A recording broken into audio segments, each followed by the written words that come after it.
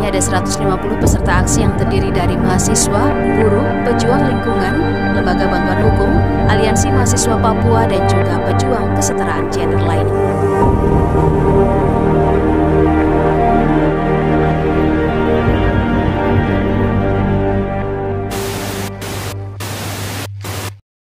Assalamualaikum warahmatullahi wabarakatuh. Shalom, Om Swastiastu, Namo Buddhaya, dan salam kebajikan. Dewan juri yang terhormat serta insan yuris yang berbahagia, perkenalkanlah kami dari tim Sigentar Alam. Dengan saya Arfikin Dinal Maula selaku pembicara pertama yang akan mendudukan mosi perdebatan dalam ranah konseptual dan akan menyampaikan konklusi dan solusi. Adapun rekan kami Etika Silvi Husnia selaku pembicara kedua yang akan memaparkan dalam ranah yuridis normatif dan akan dielaborasi lebih lanjut oleh pembicara ketiga kami, Atira Saraswati, yang akan menyampaikan dalam ranah sosiologis, empiris, dan studi komparatif. Untuk pertama kalinya Dewan Juri yang terhormat kami menyatakan bahwa kami tidak menyepakati mosi perdebatan kali ini, yaitu penambahan pelajaran gender dalam dunia pendidikan anak. Dewan juri yang terhormat, menurut Badan Pusat Statistik, gender adalah pembedaan peran, tanggung jawab, posisi, dan pembagian kerja antara laki dan perempuan yang ditetapkan oleh masyarakat berdasarkan sifat perempuan dan laki-laki yang dianggap pantas menurut norma, adat istiadat, kepercayaan, atau kebiasaan masyarakat. Selanjutnya, dalam pasal 27 ayat 2 Undang-Undang Dasar Negara Republik Indonesia tahun 1945 disebutkan bahwa tiap-tiap warga negara berhak atas pekerjaan dan penghidupan yang layak bagi kemanusiaan. Berangkat dari pernyataan di atas, maka status dan peran baik pria maupun wanita seharusnya seimbang. Dewan juri yang terhormat kami pun tidak menutup mata dengan merujuk pada data Global Gender Gap Index yang dikeluarkan oleh World Economic Forum menunjukkan bahwa pada tahun 2021 Indonesia memang berada pada peringkat ke-101 dari 156 negara dengan ketidaksetaraan gender. Pun dengan hal ini, Menteri Pemberdayaan Perempuan dan Pelindungan Anak, yakni I Gusti Ayu Bintang Puspayoga, yang menyebut tingkat kesetaraan gender di Indonesia masih rendah. Problem inilah yang melahirkan mosi penambahan pelajaran gender dalam dunia pendidikan anak. Namun Dewan Juri yang terhormat, perlu digarisbawahi bahwasannya sasaran pendidikan gender di sini adalah anak yang ketika berpegang pada Undang-Undang Nomor 23 Tahun 2002 tentang Pelindungan Anak pasal 1 angka 1 bahwa dikatakan usia anak berada di bawah 18 tahun. Maka Dewan Juri yang terhormat, terlihat jelas terdapat kegeneralan dalam sasaran mosi kita kali ini. Karena ketika pelajaran gender juga diterapkan pada anak usia dini yang cara berpikir kognitif mereka dalam tahap berkembang tentu memberatkan mereka. Dan hal ini tidak sesuai dengan teori belajar kognitif yang menyatakan proses belajar akan berjalan dengan baik apabila materi pelajaran yang diberikan berkesinambungan dan beradaptasi dengan tepat sesuai struktur kognitif yang telah dimiliki siswa. Adapun urgensi utama kami Dewan Juri yang terhormat, kenapa kami tidak setuju dengan adanya mosi kita kali ini, yakni gender adalah suatu pola pikir yang tercipta dari struktur sosial, adat istiadat, dan kepercayaan masyarakat. Maka ketika solusi yang diciptakan hanya dalam bentuk pelajaran terhadap anak tanpa menciptakan lingkungan yang berwawasan gender, tidaklah efektif. Hal ini dikuatkan oleh teori tabula rasa dari John Locke yang menganggap bahwa anak sebagai kertas putih atau tablet yang kosong. Melalui pengalaman-pengalaman yang dilalui anak bersama lingkungannya lah yang akan menentukan karakter anak. Hal ini pula berkaitan dengan statement Ki Hajar Dewantoro yang menyatakan adanya 3 pusat pendidikan atau sistem tripusat, yaitu keluarga, sekolah, dan masyarakat. Oleh karena itu, anak yang hanya dibekali materi gender dalam sekolah tanpa adanya pengendalian mindset atau pendidikan karakter dari keluarga, sosial, atau lingkungannya lah, materi gender hanya akan sia-sia. Atas dasar inilah Dewan Juri yang terhormat, kami secara tegas tidak menyepakati mosi kita kali ini. Sekian dan terima kasih. Pada alinea keempat pembukaan Undang-Undang Dasar Negara Republik Indonesia tahun 1945 disebutkan bahwa salah satu tujuan bangsa Indonesia adalah mensejahterakan masyarakat. Assalamualaikum, salam Om Swastiastu, Namo Buddhaya, salam kebajikan, salam kesejahteraan. Dan jadi yang kami hormati, perkenalkan saya Etika Silvi Husnia selaku pembicara kedua yang akan melanjutkan bangunan argumentasi kami yang telah dibuka dengan sangat baik oleh pembicara pertama, bahwa kami tidak menyetujui mosi perdebatan kali ini. Untuk itu Dewan Juri yang terhormat, telah disinggung oleh pembicara pertama bahwa kami tentu menyadari tujuan adanya mosi perdebatan kali ini, yakni untuk meningkatkan kepahaman akan kesetaraan gender yang dimulai dalam dunia pendidikan anak. Hal ini tentu sejalan dengan wujud dalam mensejahterakan masyarakat tanpa memandang dalam segi apapun. Selain mensejahterakan masyarakat, kesetaraan gender juga sejalan dengan sila kedua Pancasila, yakni manusiakan manusia tanpa memandang gender, serta memberi kesempatan yang layak baik dalam dunia kerja, pendidikan, dan hal lainnya. Ini pun tentu sejalan dengan pasal 28 UUD NRI tahun 1945 yang menyatakan bahwa setiap orang berhak mengembangkan diri melalui pemenuhan kebutuhan dasarnya, berhak mendapatkan pendidikan, dan memperoleh manfaat dari ilmu pengetahuan dan teknologi, seni dan budaya demi meningkatkan kualitas hidup dan demi kesejahteraan umat manusia. Untuk itu, Dewan Juri yang kami hormati, diperlukan instrumen yang sangat baik agar kesetaraan gender dapat terwujudkan, terutama di pupuk dalam dunia pendidikan anak.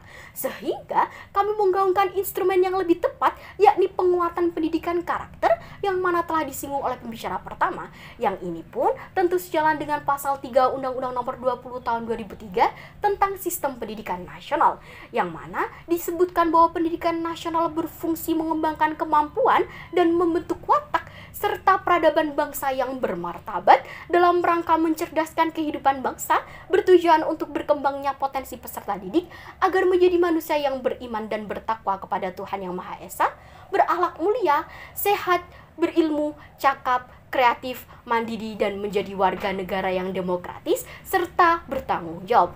Untuk itu, Dewan Juri yang kami hormati, perlu kita sadari bersama bahwa dalam pasal ini senyatanya telah membuka adanya pemahaman kesetaraan gender melalui penguatan pendidikan karakter.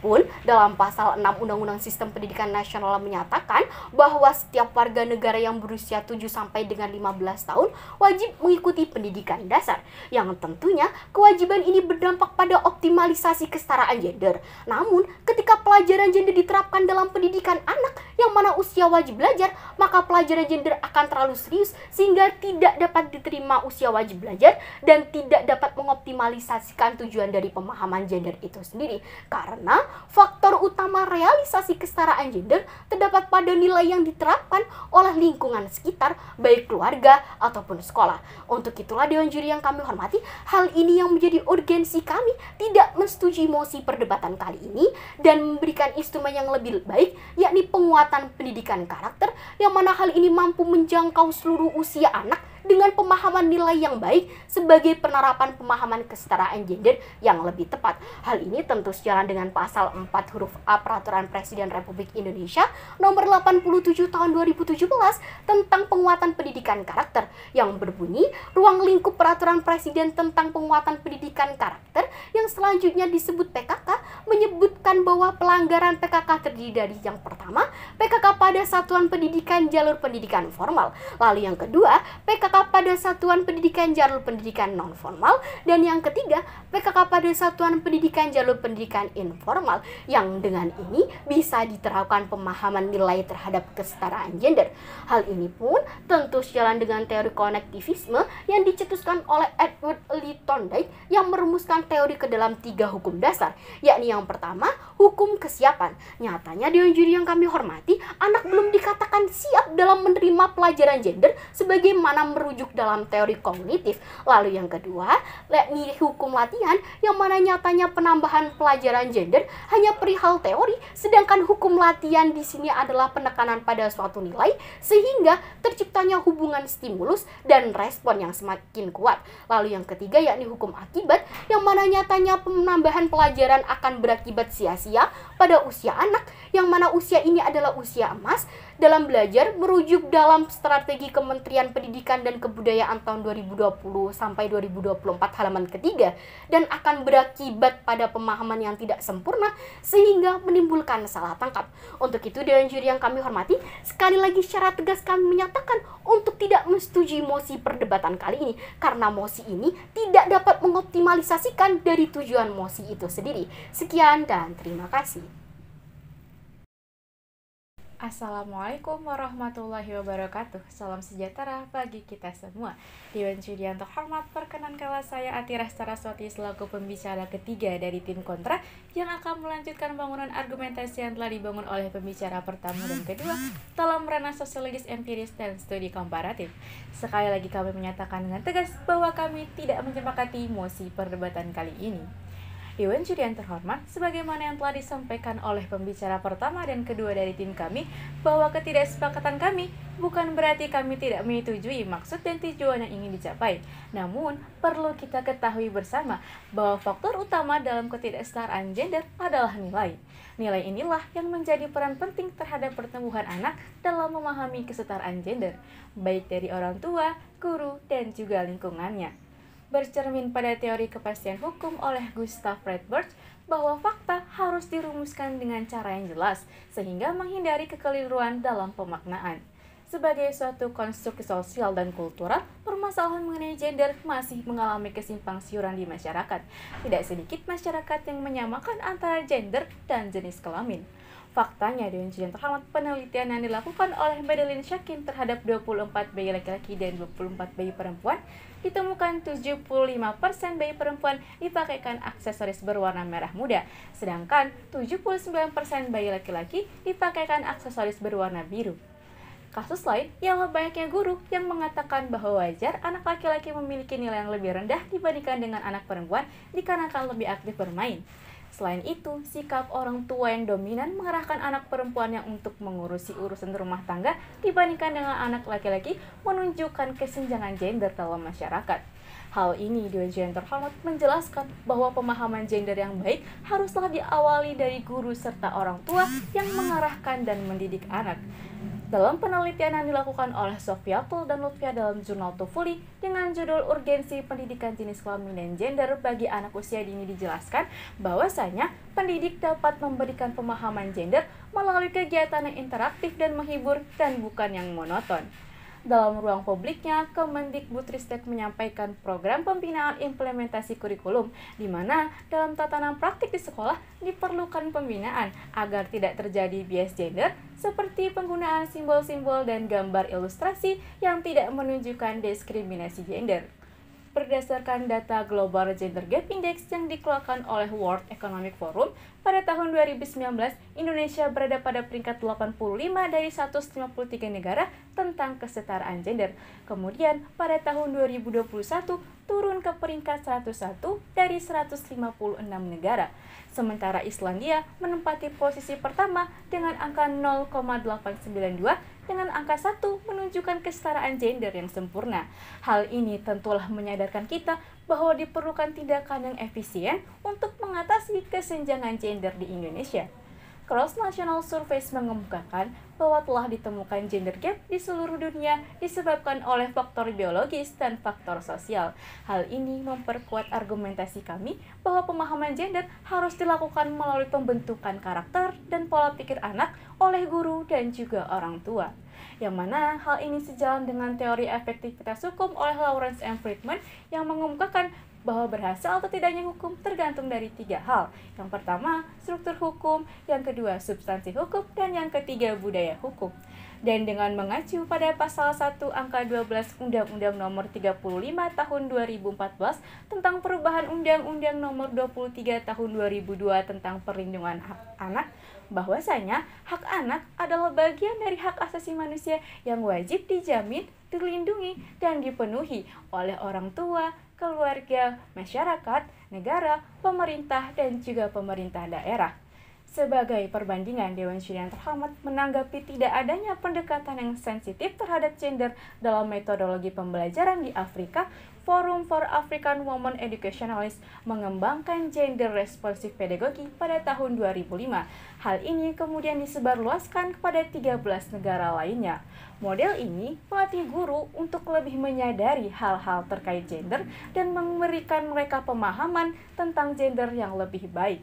Maka dengan ini Dewan Juri yang terhormat, kami menawarkan alternatif lain yang dapat dilakukan oleh pemerintah guna meminimalisir tingkat ketidaksetaraan gender di Indonesia, yakni dengan memberikan pelatihan serta sosialisasi kepada guru pada setiap jenjang pendidikan serta orang tua agar memiliki wawasan gender yang mumpuni sehingga dapat disalurkan kepada anak dalam proses pendidikan.